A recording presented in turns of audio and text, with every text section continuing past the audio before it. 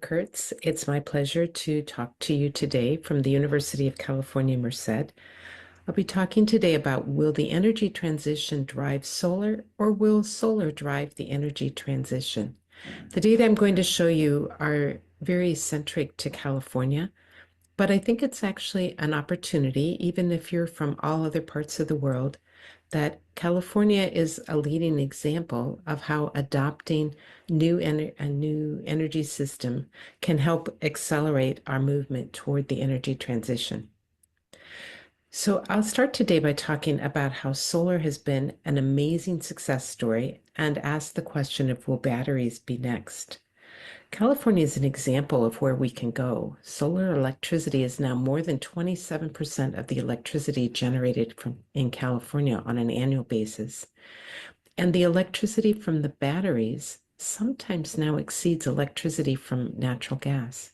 It's a huge success, but I'll show you how we still have a long way to go and how we can learn from that. We have solar, wind, and we have other renewables. Solar has advantages and disadvantages, and I'll talk about what roles it may play. And I'll also talk about what strategies we can use to accelerate adoption of clean energy. We need a balanced approach where we can use electrification and a flexible grid, coupling between the energy sectors. And I'll highlight an opportunity to shift the load to daytime, but those are solar hours. Especially right now in California, this is an opportunity, but I expect it will be going. You'll be seeing the same opportunity in other places around the world. So I'll leave you with the question of, could letting solar set the agenda accelerate the energy transition? Solar technology costs have dropped so much over the last decades. You can see that the cost of PV or solar has gone down about a factor of 10 in places like the United States, Germany, and in Japan. And amazingly, even today, 2024 and into 2025, prices have continued to come down. Solar panels now cost less than a window, or about the same as a window of the same area. In fact, I hear that recently in China, the oversupply got so bad, the prices dropped so low that you could buy solar panels for less than plywood. So if you wanted to build a fence, maybe you buy solar panels just because it's cheaper than other construction materials. What we see is that battery costs have dropped too. The lithium batteries in particular, you can see on this graph, have come way down in cost, maybe have fallen by more than a factor of 10, maybe even a factor of 100. But people say, should we worry about the price of lithium? If we look at the price we've seen for lithium, here you see in the kind of yellow or tan color that it was increasing dramatically as there was a supply chain issue. But as the supply chain has come back into control, we see that the price is now back down to where it had been earlier. So supply chain issues are expected when the growth is so fast as what we've seen for batteries. And I note that the batteries for stationary applications may differ from here we're seeing some data including cobalt and nickel. So it'd be interesting to see where batteries can go next. Now, if I go back in time, solar wasn't expected to grow so fast.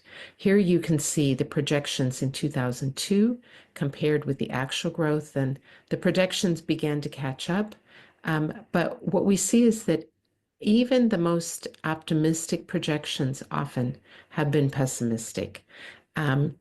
Typically, you see that the growth is projected to be linear, but we observe it to be exponential. Eventually, though, we expect that this growth will slow. We can't keep up exponential growth forever. But even today, here you see data going in very recent and extrapolated into 2030. You can see that we continue to grow fast, even though we've already gotten to be very large. So we continue to grow fast, and it's been that local programs have enabled the global growth. The enthusiasm for solar has given us favorable policy, which has increased the deployment.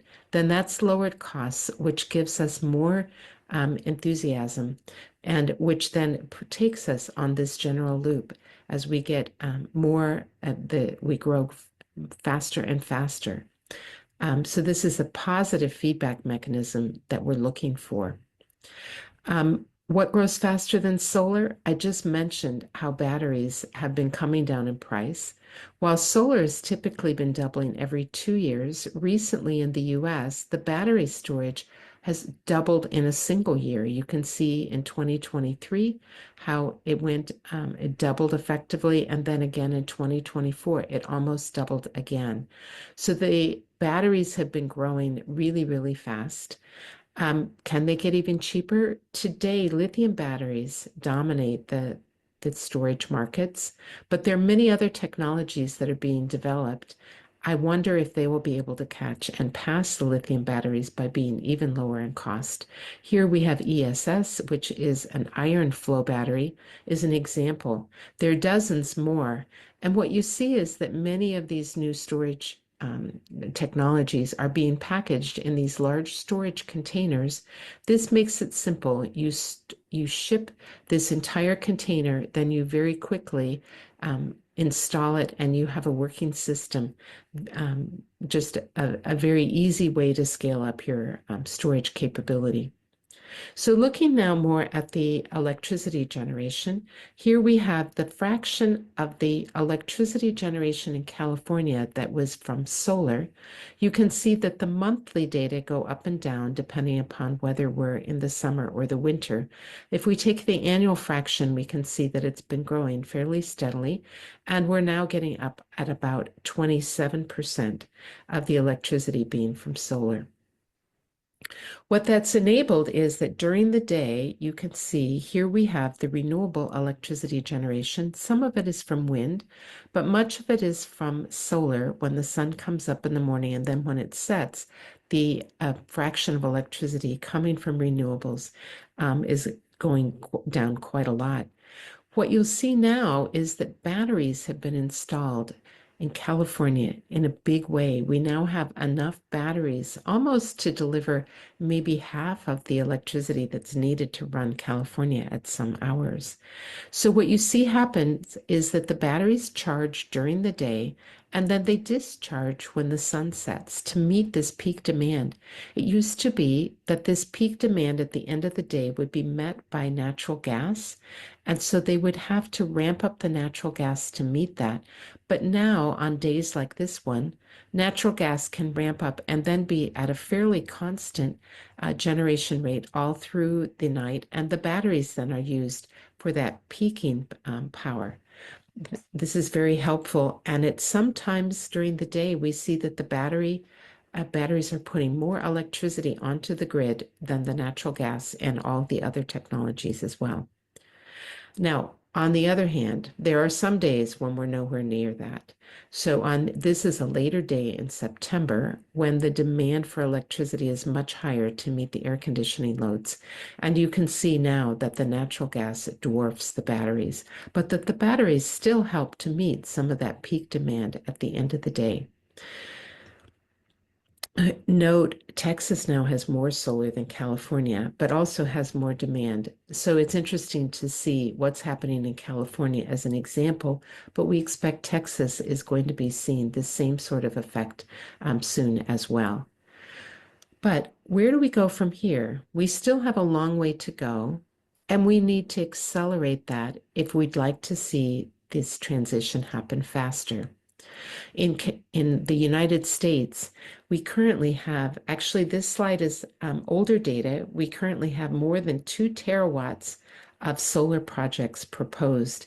If you look at the interconnection queue, these are the projects that have been proposed that are trying to get permission to connect to the grid. And what you'll see is that about half of them are solar, and the other half have storage in some way or other. Maybe storage combined with something else or storage by itself. But the problem here is that the interconnection queues have increased. At the time of this slide, the interconnection queues were about 3 years. Now they're more like 5, or even in some cases, 6 years. We're getting to the point where adopting these solar plus storage projects, there are so many of them being proposed, it's actually slowing things down. How can we make things go faster?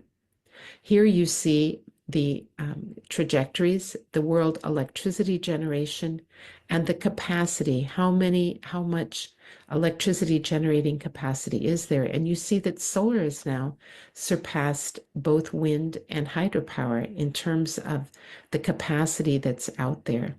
The electricity generation is still lower from solar, but if you think of extrapolating these curves on out, we see that solar is soon going to pass wind, nuclear, and hydro.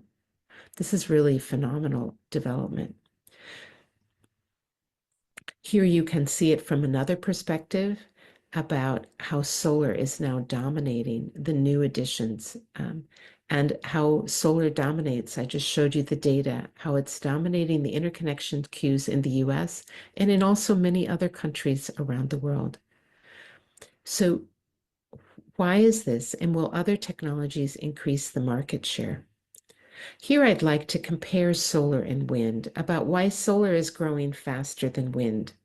With this map, I'm sorry you can't see the details very well, but you can see a similar map like this to many other countries in the world. So the solar resource varies by about a factor of 3 from the strongest places to the weakest places. But if you look at the resource for the wind, it varies more like a factor of 30 because when the wind is so strong, it can give you much more electricity. So people have been putting, that's because it goes with the cube of the velocity. So if you have a low velocity, you don't get much from it. Whereas with the solar, it's more proportional to the amount of the sunshine. So we have that while solar varies by about a factor of 3, wind varies by about a factor of 30. And so the places where you can get the most wind are much more limited. Now, the energy striking the Earth's surface in an hour could provide the world energy for a whole year, but being able to capture that everywhere is challenging. The solar prices have come down faster than those with wind, and in the next slide, I'm going to do a more thorough comparison. Also, we see offshore wind can give you more, and we haven't tapped into that much yet. The offshore wind potential is very good if we can tap into that. But if we just do a side-by-side comparison of solar and wind, solar is the most abundant energy resource. In fact, wind comes as a kind of a side effect of solar. Solar resource is ubiquitous. Everywhere in the world, we get at least some solar. It may vary with the season, but we get some solar everywhere on Earth. Solar has come down in cost faster than wind, as I just noted, and solar is more predictable. The diurnal cycle is very predictable. It's easier to deal with because that cycle is shorter. Now, wind, on the other hand, does have advantages over solar. The capacity factors we see for wind are greater. The offshore wind, in fact, as we see here, can have capacity factors that are 60%, 70%, maybe more than that. It may be that offshore wind is going to be able to overtake solar because of being able to get to those really high capacity factors. But wind is more limited, that we'll get some storms coming through, and it may have the wind blow for several days and then not blow for several days. Here is an evaluation of the different levelized cost of the energy. And what you can see is that the lowest values are coming from large-scale solar, from large-scale wind. And if you can use existing plants without having to invest new ones, we can also still get low cost from nuclear or gas combined cycle. But if we need to install a new plant, we see that there are many of these cost options are much higher. So some of the questions is, which of these can reduce costs? We hope all of these are going to be able to reduce their costs, but there's uncertainty of the future. What do we know about these? What we do know is that solar has grown relatively faster than the others. It may be that one of these others, geothermal, may be poised to take off. But if we just look at what recent history, we know that solar is on a trajectory to growing faster. Currently, solar coupled with diurnal storage is growing relatively faster than any others. So if we go back to how I talked about the positive feedback, we'd like to duplicate this, but now we'd like to do it to continue into that next step. What can we do now to continue this faster than expected growth? And I'd like to suggest that the way to do that is to use this balanced approach where we install a lot of renewable electricity, as we've just been talking about, and now we couple that with electrification and also couple that with the flexible grid, for example, with storage. So I suggest that our new energy system will need these three elements with balanced implementation. Each of these 6 red arrows represents an opportunity of how we can get positive feedback. And on the next 6 slides, I'll show you each of these 6 arrows individually to explain what I mean about what the opportunity is. So this first arrow I talk about is if we do more electrification, that will help renewable electricity. What I just showed you was that solar is on a trajectory to pass many of these things. In fact, it's on a trajectory to pass the total, but that can't happen. The only way we'll be able to continue this trajectory for solar growing so fast is if the total also grows faster than what it has historically. And that could be helped if we do more electrification, where we shift our use of oil and things like gasoline over to using more electricity. So has solar hit the limit of its growth? Here we see that more than half of the solar that's being installed every year and more than half of the total electricity generating capacity that's being installed is coming from solar. But if we can do more electrification, that will enable solar to continue to grow, even when now it looks like it's kind of hit the ceiling. The second red arrow I'll talk about is again for electrification. And I do see the electrification as one of our biggest opportunities right now. Electrification actually helps the flexible grid. As we have new ways to use that electricity, we have new ways to make the grid flexible. So if we have electricity for transportation, we can plug in those cars at times when we have the electricity available. If we're using electricity for heating and cooling, we can do that heating and cooling and then at the time when it's convenient for the grid and then store the thermal energy. Similarly, we can use the electricity to make chemicals and then just store those chemicals. The third red arrow I want to talk about is how we can use the flexible grid to support electrification. So a flexible grid is likely to provide variable electricity prices, making electrification more attractive when we can use the off-peak rates.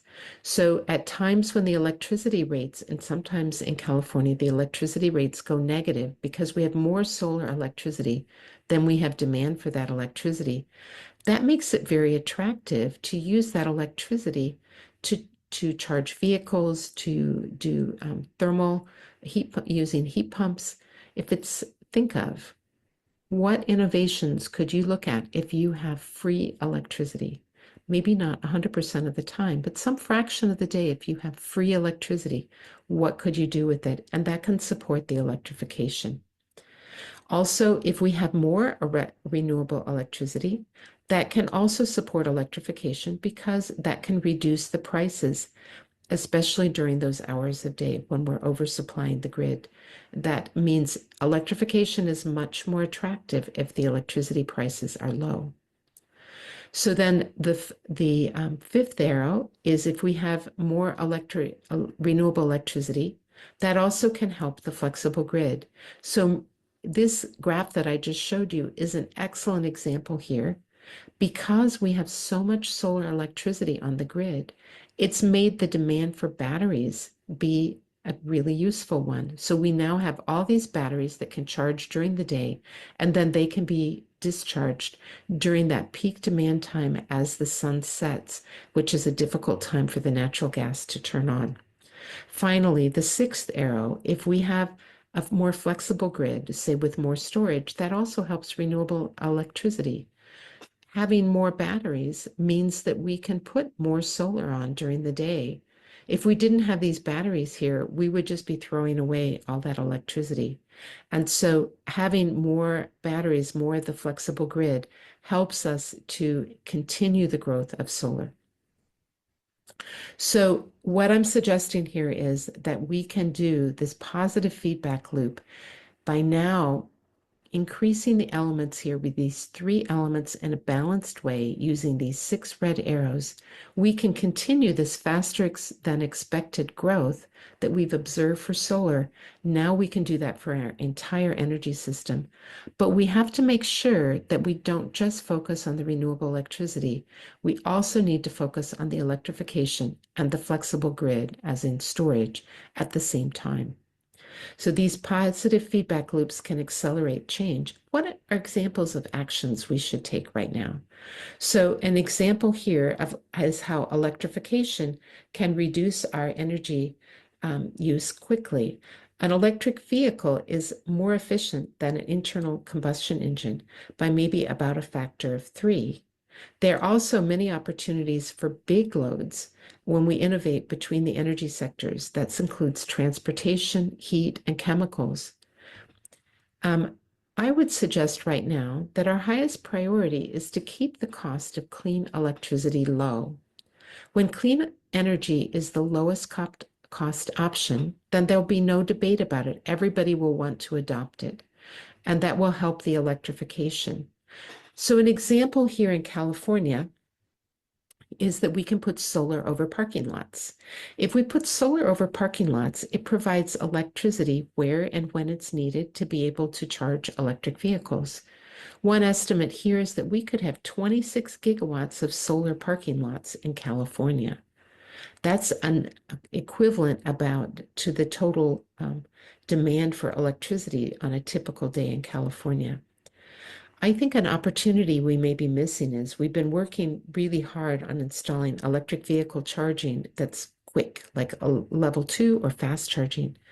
But if you park in a parking lot, I haven't found anybody who wants to park and then come back a half an hour later to move their vehicle after the battery's charged. But if they could just drive in the morning and plug in and get a slow charging on a level 1 charging, not only is that charger like 10 times cheaper, but it's actually more convenient for the person there because they don't have to go and move the car later in the day. So the advantages of putting doing the charging right in the daytime parking lots is it reduces the need for battery storage. I showed you how we may be charging the batteries during the day and then discharging them at night. If people with electric vehicles plug in at night to charge their electric vehicles, then we may be doing that from a battery that's charged during the day. We also may not need the distribution lines. If we've got the solar and the car parks right underneath of it, then we can just have the electricity go straight there without needing to transport that electricity elsewhere. So matching the supply of the electricity, matching the demand and the generation in both time and space has real advantages. More generally, what would happen if we shifted multiple loads to daytime? There was this study that was done at the National Renewable Energy Laboratory. I was not part of this study, but I wanted to share it with you because I think you'll find it interesting. They added constant load. So if we're going to add more load, do we want to add it during the day? Do we want to add it at nighttime, daytime, or throughout the day? When they compared those 3 scenarios, what they found was that if they added it during the day, they ended up adding mostly solar and wind generation. If they did it as a constant thing, they added some solar and wind, but also some natural gas and coal. If they added nighttime load, they added primarily gas and coal in order to meet the demand the best. This study shows how you plan things can make a difference. But we also we published a paper about this, about how if you if you plan to charge your electric vehicles at night, then you're going to end up with more gas and coal. If you plan to charge them during the day, you can get more solar and wind. But a question is, when you're doing the planning process, if you talk to the public utility commissions, do they use a historical load? Historically, people in the United States have tended to charge their electric vehicles at night. They get home at night, they plug in, and it's set to charge maybe at midnight. And when the Public Utility Commission is doing the planning, they use that historical load profile. The idea that we could switch over and start charging them during the day makes logical sense. I just explained how it would make a lot of sense. But the Public Utility Commissions can't use that aspirational hope because they're required by law to use the historical load profiles in general. It's difficult for the planning processes to keep up. The energy system is changing so quickly. But we hope in the future that we'll be able to be more forward-looking and use this balanced approach where we can look at shifting loads to the daytime while also using electrification and renewable energy to move to more quickly to a faster energy transition. So in summary, solar and batteries have grown spectacularly. They now dominate new installations, and we can see how solar combined with batteries is meeting a significant fraction of the load. And now the challenges are changing. In a place like California, and in other places, they will follow California's footsteps. I hope you can learn from what I've shown you today in California. We need a balanced approach between new renewable electricity, between electrification and a flexible grid, which includes storage. And I suggest to you, we could embrace solar's trajectory. If we can accelerate the energy transition, I think we can do it by shifting load to the daytime. And so I leave you with the question of, will the energy transition drive solar? Or is there an opportunity for us to embrace solar and use it to drive the energy transition faster? And finally, I'd like to thank my group that I work with here, and thank all of you for your attention.